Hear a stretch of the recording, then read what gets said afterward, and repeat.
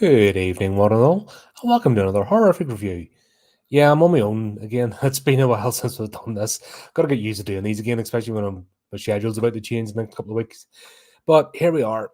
Happy Monday days and all that good stuff. I see the chat's filling up already. Oliver, Shay, everyone else, fantastic, great to see you. And here we go. I've seen this floating about a place, and I thought I may as well give it a crack. So Destroy All Neighbors. I've actually cancelled my Shutter subscription, so I'm on my last month before it runs out. Because it's been absolutely atrocious lately, and I was just getting sick of it. And I'm tired of paying for stuff and not seeing the, just sitting there and not getting used. But this could be the upturn and come back to good form again. So basically, with this, it's a horror comedy, and it's absolutely mental. I mean, it's non-stop, just craziness. We start off and we meet William and Emily. William works in a recording studio, but he's a prog rock artist. I remember reading ages ago years, decades ago, I think it was a guitar magazine or something, that the worst type of guitar tech or somebody working behind the scenes is a frustrated artist because they're not giving their full the job. And actually, this guy William just exemplifies that. He's in a sort of technical role where he's just there to support artists, and he's frustrated himself, but he's not pulling his finger out and getting things done. But anyway, he's sort of a mousy type character who's avoids conflict at all places. They're setting up a type of character.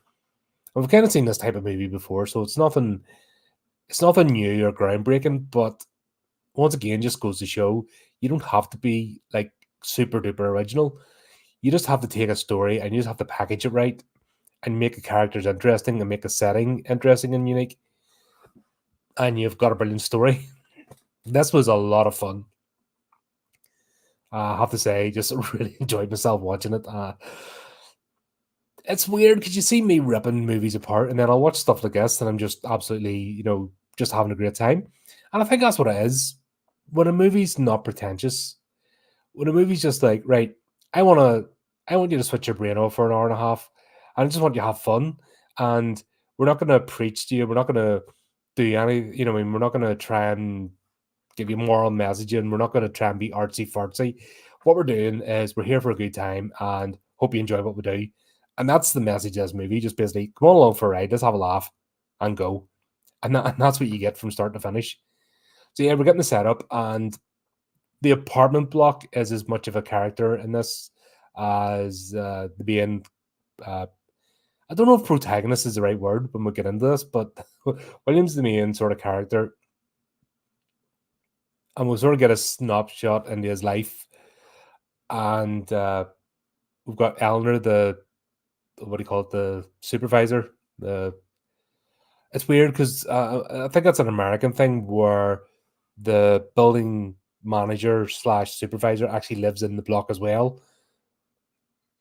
We don't really have that over here, so it's I think that's an American thing. But she's the supervisor. We've got Stuart, who's also Pigman, who has pet pigs, emotional support pigs. We have God, who do you call him? Caleb, who's busy daddy's little prince, who's out finding himself, sort of thing, living in this crummy apartment, cheap. It's basically cheap accommodation in a big city, which means it's pretty run down. Everything's on a shoestring budget, and even then you're probably paying over the odds for it. But that's just the horribleness of big city life. So that's basically what we've got. We've got Emily, who's the long-suffering girlfriend. She's like the professional one out of the two, and she works from home. And we'll just sort of get a wee bit of a snapshot into her lives and the interactions between William. And William's always the type, he'll do favors and he gets roped into stuff, and he's always getting distracted. And then he goes into work, and he's unfulfilled there. His boss is a bit of a strange one. Didn't get much of a beating, the boss's character, but we had this artist come in, Swig or something he's called. He's some long name, gotta say it all. It's like, yeah, absolute pretentious arsehole. And this is sort of grinding him down. So we're seeing this whole process of him getting ground down. And then, if you've seen the trailers for this, then enters Vlad. Now, here's the thing I didn't realize: Alex Winter of Bill and Ted fame plays Vlad, and you wouldn't see it. A completely different character. Uh, oh my god, he absolutely nails this character. I mean, this whole show is Vlad because he just steals the show. What's amazing about this as well is the practical effects. So we've actually got Vlad, his characters in a skin suit, fat suit. He's wearing like the whole latex prosthetics and the prosthetic hands, and it just looks amazing. The level of detail, and this is like an indie low budget movie, right? And the level of detail they put into Vlad and the suit and everything else. Hollywood, look in shame at this movie. That's what I'll say. Look in shame because the amount of work. I don't know how much the budget was. It doesn't tell you because it's released straight to Steven to keep the budgets quiet. But this is not in a big budget movie. And oh my god, the characterization, the locations used, the practical effects, the costumes, even the fact they used multiple locations. Brilliant,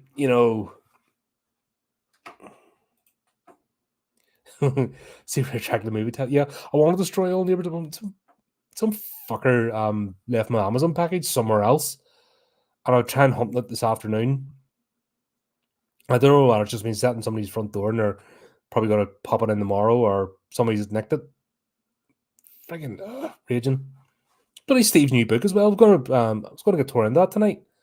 It was arriving today. Got a message saying it's been delivered.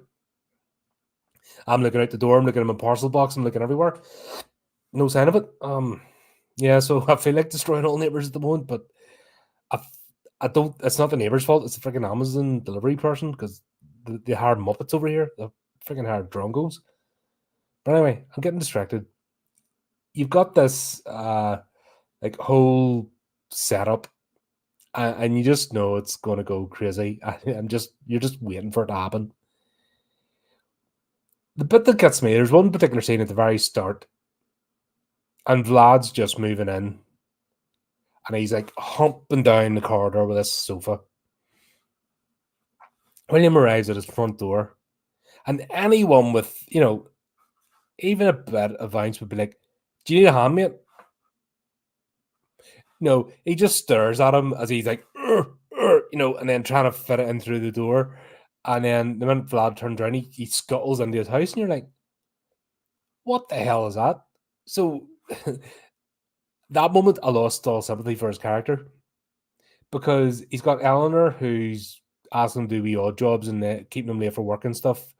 And the whole thing, the electric's wired up, right? We'll call electrician, so the like freaking jury wires and screwdrivers and all sorts to get the power back on. You're just waiting for the disasters to happen. God. So this goes on, but the bit that really breaks him is he goes into work, and this artist, and it's popular, well known. He's supposed to be well known, but he's not famous. He's well known because he's done something. When he made a comment about it, he did this one thing that kind of got him in the circle, which is letting him make an album. And this guy's running about as if he's, Jack the Whack. And they've done it really well about, he's there with his guitar, singer-songwriter type person. And it just sounds awful. And we'll kind of see the sort of games being played. And then we see, is it all like, no, it's not, sorry, it's Caleb Bang Johnson. Yeah, that's his full name. Alex, the prep boy, who's financing his own movie because daddy's helped him, sort of thing. He's only there to find himself. That sort of weird shit. Uh, yeah, but this moment he's just getting treated like absolute dog shit, and then he gets his demo and he brings the laptop and he's sharing it to his boss. Go, look, I've got this part now. Nearly finished the album, and apparently he's been working on this thing for 3 years. And the boss is like liking it, but this guy comes in and goes like, "Oh, that's pile of shit, blah blah blah. That's why I'm known. You're unknown." And think that's about to snap them, but we'll get this bit. He goes back, and Vlad is in, and all he hears the grunting and the music and stuff. And William just does that, like knocks once, tiny knock, but it all gets blown out of proportion. And I said the the film isn't trying to message, but there is a bit of a subtle subtext here about people react or overreact when they choose to, and that is so evident here. He just does that one, he finally gets the courage, to do something about it. Hits the door, hits the wall once, and then Vlad comes around and gobs in the door, the spy hole thing, and William's a quivering wreck because he's just he took that one step and it wasn't enough. Okay, Richie. Yes, I loved it. It was so much fun. I was just saying at the start of the stream, like this movie's not trying to do anything except show you a good time, and I love that. That's what you want from movies, especially if it's comedy. Just right, let's have a laugh. Let's see what we can do, and uh, we'll do gross stuff and play about, and yeah. But that bit was it. He goes, he quivers behind the door, and then he goes off to work. When he comes back, Vlad is in his apartment with Emily, and yeah, it turns out that Vlad and Emily ended up talking, and Vlad's basically upset because William knocked the wall. Well, I mean, the tennis wall is so overdone, but it's making a point. And he's acting as if he's the perturbed party, but he brought chamomile tea round, to make peace. And next thing, the police, who called the police? Was it William? I don't know. The police get called and they get involved, and then he's saying how there's a murderer in his house and blah blah blah, this and that. And he brings the next thing you know, Vlad's making the tea. He's got a pot of tea. He's making it for the police. And he goes, "Yeah, I just wanted to make peace after he knocked the wall." And they're like, "Oh, you left that bit out. You didn't mention that bit." And then it's all William's a bad guy. And yeah, you just know where it's going. It's just cranking the ratchet up to the same. And it's not a spoiler, by the way, because that's the whole premise of the movie. Of what's going to happen. It's just cranking up, cranking up. It's the old gag, where somebody's got the wooden plank on their head and then they're turning around and somebody ducks and then they turn around again and they're going to get whacked in the head. This is what this movie's doing. It's classic slapstick comedy. It's just doing the layup and we know it's coming. And eventually, what is it? Blood EDM, playing EDM music. God, that's such a 90s thing. An EDM music. Prog rock's obviously a relic from the 70s. But yeah, it's kind of playing those tropes. William ends up like just going around to the apartment, and he opens the door, and Vlad has this. It's actually quite impressive. He set up his own workout bench, but he's like done it proper. Just skip rats. You know what I mean? He's grabbed stuff all over the place, and he's like got buckets of cement attached to chains, and he's pumping away. And yeah, who else did I not mention? The homeless guy.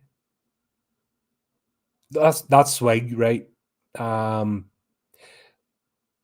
William's also doing like watching this like YouTube series, and he's getting inspiration from this bass player, and it's all the cheesy cliches you can imagine. Hey, I'm so cool. That was an amazing riff, and do this and do that, and blah blah blah. YouTubers like frigging up their own arse. Never take them seriously. That's all I'm saying. Just don't listen to them. They're full of shit. but he's watching this every day, and it's like those old motivation tapes from the 90s. I think that's what it is. This is like a parody of the 90s, but it's done in modern times. It's a strange period piece, but it's not. I don't know how to. It's like a 2020s version of steampunk because it's all the tropes from the 90s brought into modern society, and we're seeing it. And I think that's what it is. I'm laughing as well because we're seeing modern phones and tablets and jobs and all that kind of stuff in life, but we're also seeing it's through the 90s lens, and we're kind of getting that. And if you grew up, I grew up in the 80s, and obviously early mid adult life in the 90s, so I was well aware of what the 90s were like. If you've been through the 90s, you'll recognize all this kind of stuff, and it's just so subtly done. You know, some of these things, like the 80s vibe, when they do Stranger Things and all, and they're hitting you over the head with the 80s thing, where this is just nicely subtly lured, that it's not quite modern times, if that makes sense. But if you don't know what the 90s were like, you're not going to get it. And it's a little nod and a wink. And I like that. That's good storytelling. That's one thing I'll say about this. It's amazing storytelling. Like, it's a simple comedy. It's not trying to be pretentious or anything, but the storytelling aspect of this is bloody brilliant. So we finally get to see this whole battle because Vlad's like, well, if you hadn't have ran away from me like a little bitch and came to me man to man, we could have, sorted this out, sort of thing. Classic thing. Then it happens. They get into the fight. Vlad gets killed. Accident, through a pipe, whatever. I don't want to spoil it too much, but madness. And let's just say it's not as straightforward. It's an over the top kill. But then what we're getting as well is every time William needs to do something, he goes to his phone and pulls up this series of YouTube. And then you're starting to say, is this his mental stability breaking down? Because then you've got Swig come back and go, so you've just murdered somebody. Now you want to get rid of the body. And it's one of those episodes, as if it's a normal episode. So you're getting this kind of breakdown of William's psychosis. And then you're starting to question, because everything after this, I don't want to go into all the plot because I don't want to. You have to watch this movie. You have this experience for the first time. You don't want to be forewarned. Like I said, the bit Vlad gets killed because that's in the trailer, and that's the whole premise of the story. What happens afterwards is just hilarious. It's just a wild ride, and that's just one example of Swig, the bass player, on the phone, appearing almost like a guardian angel, Jiminy Cricket type. And that's played throughout this, and then it just ramps up and ramps up. Obviously, William and Emily have problems, and she gets sick of him because finally she's like, "This hobby of yours." And he said, "No, it's me. You're always your head somewhere else. It's always somebody else's fault why you can't get it finished. Blah blah blah. It's always somebody else's fault or circumstances why you can't do the thing." And she's tired of his shit, basically. So that comes to play. And then we just see all these characters. The two police officers in this are brilliant. They appear a couple of times. Just, comedy act. And then we just see William's mental, faculties break down as the thing just escalates and gets more and more ridiculous. I don't know I don't want to spoil it. I don't know what else to do and talk about this because it's one of the, you see the premise, you see that it's escalating up, then the scene, Vlad's death happens, which is the whole linchpin of this movie. So that's not a spoiler. But afterwards it just goes and goes and goes.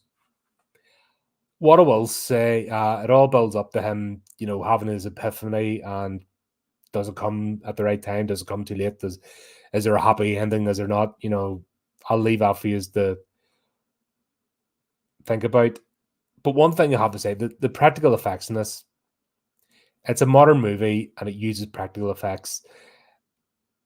I don't think there's even like if there's CGI in this, it's done so subtly that it's not hitting you around the face. Like obviously there's a bit of CGI, there's CGI and everything. It's just part and parcel, or special effects, camera effects. But this is a practical effects movie, and oh my god, it looks so much better for it, and it's done well. And I think as well because it's ridiculous comedy, like you're not meant to be frightened of it. It works. There's yeah, I can't tell you too much more because I'll bloody spoil it. uh I've had a good time and I don't want to spoil the movie for you. If I hated it, I would just hate it so you didn't have to watch it. But I think you should check this one out. Genuinely, it just gets more and more ridiculous. We find out who William is as a person, and yeah, everything kind of comes to a head, and then it gets resolved. We'll put it like that, and it's actually not a bad resolution.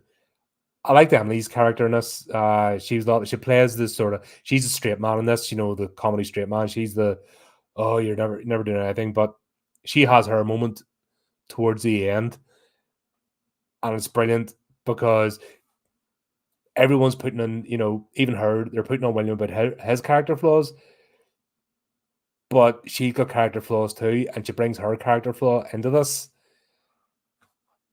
and it works. It just a particular scene, and it just goes on. The scene goes on enough so you understand Emily's character flaw about a particular thing, and it works so well. And then we just have ridiculousness.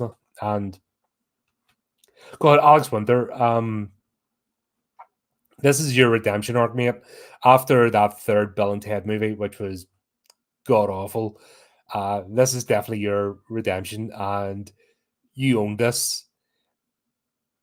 And if you do nothing else in your life, this movie is bloody brilliant, and fair play to you. I'll say that. The rest of the characters as well that were in the apartment, all their stories and how they came into it. Yeah, you just got this whole ensemble, of just weird characters with their quirks and why they're all living in the apartment block and how they sort of, come together. It's one of them weird little community sort of things that can only happen in film because uh if it was real life, everyone would be like at each other's throats and not speaking to each other. But yeah, great, loved it. There you go. That's my review because I can't spoil it. I really want you to check this one out. It is worth it. It's actually worth just taking a month of Shutter if you don't have it, just to check it out. It's a laugh. What will I liken it to? That's the thing. When Shutter gets things right, glorious. Sorry about the demon. Not so much Dave made a maze, but it's that sort of vibe of independent indie movies, comedy style. It's along those sort of vein, and when Shutter does those, they do them really well. It's when they try to do the dramatic stuff that most of the times they fail, or they try to do the artsy fartsy stuff is when they fail, or they make it. There's a lot of boring stuff on Shutter that'll just make you go, why? But when they do movies like this, then it's worthwhile. And then he does. Bloody hell, this is the year to do it. It could be cracking these out left, right. Especially there's nothing in the mainstream cinema. Movies, I guess, is going to keep us going because of all the strikes last year. They're going to be 6 months out.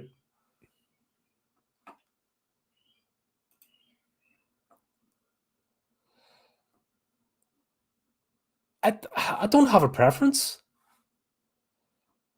If it's a comedy movie, be funny and don't be pretentious. Because that's a mistake a lot of comedy makes. Is that a lot of it can be pretentious and snobby, and it's unfunny, or they're trying to use comedy to tell a message, and then they fail miserably because they're not funny people. And the 25% horror would be, that's the sort of gross factor. Or about like Drag Me to Hell. That's about 75% comedy if you think about it. But the 25% horror in that really unsettles people. Um, I think 75%. I think it would need to be 80-20 or 85-15 if it's proper horror, because if it's proper horror and meant to unsettle you, the comedy in it's only used for moments of levity, not tee hee hee giggles. It's just meant to be that breath of relief, if that makes sense. Um, the first House movie, yeah, Chris, you reviewed that with me when we had the panel of folks. There's a movie that's actually a horror movie. You know, it's meant to be unsettling, disturbing.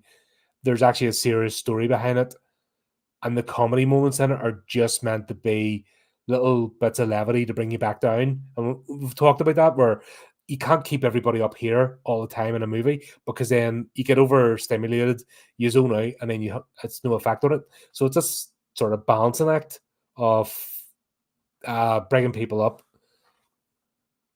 It's when you get the jump, like in a slasher movie, when you get the jump scare and it's a cat, or it's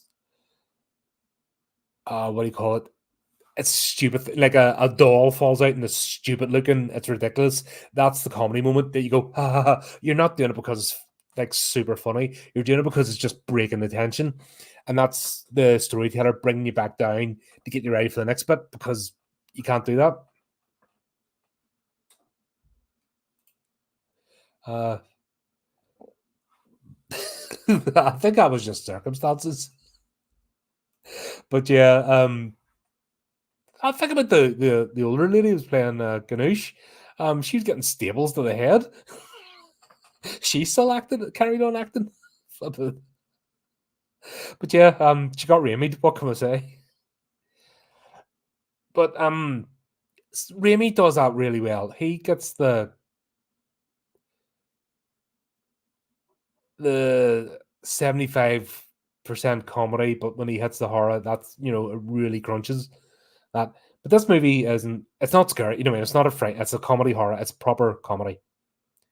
What the horror elements do is it just makes you go ugh, and also shows the ridiculousness of the situation that Williams in. But there you go. I will leave it there because I'm going to end up rambling and spoiling this. Just leaves me to say, had a great time watching it, a lot of fun. This is one you can stick on again. This is definitely one you can stick on again and enjoy. You know, the second time. In fact, you might miss it. There's probably a few wee bits you miss the first time watching, then get it again. So yeah, do check it out. If you do, obviously let us know what you think. Leave comments, all that good stuff. Let me know if you enjoyed it as well, or if you didn't. More importantly, why? Because the worst type of message you can leave on this is it sucks or it's good. What sort of conversation starters that? It's just, you know, if you love something, tell us why. And if you don't like something, tell us why. Then we can go, all right, well, that's I can obviously see where you're coming from there. Maybe try this. And there might be another movie that might be a bit more in your taste. Because that's why people have conversations. And believe it or not, you can do it online too. It is possible. But there you go. That's the end of me rambling. I'll get off my rambling. I'll get off my soapbox. And just leaves me to say, keep up the other channel, do the type of clicky things. Until next time, keep it creepy, keep it horrific.